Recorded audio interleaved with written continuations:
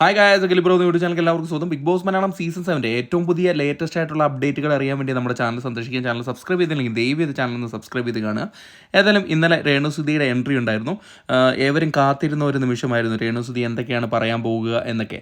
എന്തായാലും ഇന്നലെ രേണുസുധി പറഞ്ഞ ചില കാര്യങ്ങളൊക്കെ വെച്ച് നോക്കുമ്പോൾ രേണുസുധി വളരെയധികം സെൻറ്റിമെൻറ്റ്സ് ക്രിയേറ്റ് ചെയ്തിട്ട് വോട്ട് മേടിക്കാനുള്ള ഒരു പ്ലാനിങ് ആയിട്ടാണ് വന്നിരിക്കുന്നതായിട്ടാണ് എനിക്ക് തോന്നിയിരിക്കുന്നത്. പ്രേക്ഷകരെ നിങ്ങളുടെ എന്താണ് അഭിപ്രായം എന്നും കൂടെ ഇതിൻ്റെ അടിയിൽ കമൻറ്റായിട്ട് രേഖപ്പെടുത്തുക.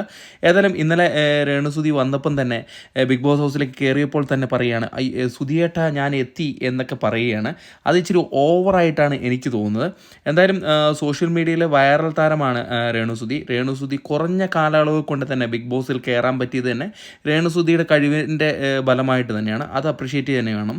പക്ഷേ എന്നിരുന്നാൽ കൂടെ ഈ സെൻറ്റിമെൻറ്റ്സ് ക്രിയേറ്റ് ചെയ്ത് വോട്ട് നീട്ടിയെടുക്കാൻ ഉള്ള ഒരു പ്ലാനാണ് രേണുസുധി കാണിക്കുന്നത്. കാരണം രേണുസുധിയുടെ എൻട്രിയിൽ കാണിക്കുന്ന വീഡിയോയിൽ രേണുസുധി പറയുന്നുണ്ട്, ഈ ബാഗ് ഈ സൂട്ട് കേസ് ആരുടെയാണെന്നറിയോ, അത് സുധിയേട്ടൻ്റെയാണ്. അപ്പം അതൊക്കെ എന്ന് പറഞ്ഞാൽ പ്രേക്ഷകരുടെ ഇടയിലേക്ക് ഇത് ഇട്ടുകൊടുത്ത് കുറച്ച് സെൻറ്റിമെൻറ്റ്സ് ക്രിയേറ്റ് ചെയ്ത് വോട്ടാക്കി മാറ്റാനുള്ള അടവാണ് രേണുസുധിയുടേത്. അത് എത്രമാത്രം ഫലവത്താവുമെന്നൊക്കെ നമുക്ക് വരും ദിവസങ്ങളിലെ എപ്പിസോഡിൽ നിന്ന് മനസ്സിലാക്കുകയുള്ളൂ. എനിക്ക് അങ്ങനെയാണ് തോന്നിയത്. പ്രേക്ഷകരായ നിങ്ങൾക്ക് എന്താണ് തോന്നിയെന്ന് കൂടെ ഈ വീഡിയോയുടെ ഇടയിൽ കമൻറ്റായിട്ട് രേഖപ്പെടുത്തുക. എന്തായാലും രേണുസുധിക്ക് നല്ല രീതിയിൽ തന്നെ ബിഗ് ബോസ് ഹൗസിൽ കളിക്കാൻ സാധിക്കട്ടെ എന്ന് ഞാൻ ആശംസിക്കുന്നു. അപ്പോൾ കൂടുതൽ ബിഗ് ബോസ് സംബന്ധമായിട്ടുള്ള ന്യൂസുമായിട്ട് അടുത്തൊരു വീഡിയോ ആയിട്ട് കാണുന്നവരെ ടാറ്റാ ബൈ.